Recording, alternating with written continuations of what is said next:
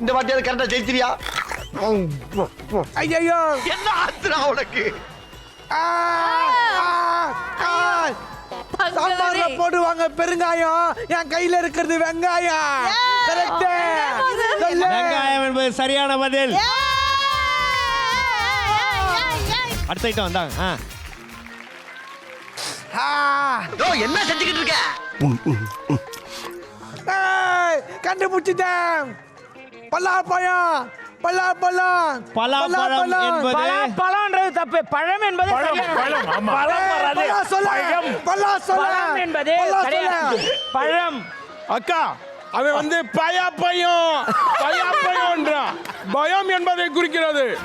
நாம் ஒரு பொருளை பார்த்தோன்னே பயப்படுகின்ற பயத்தை குறிக்கிறது. ஒரு பலாப்பழம் என்பது சரியான பதில்.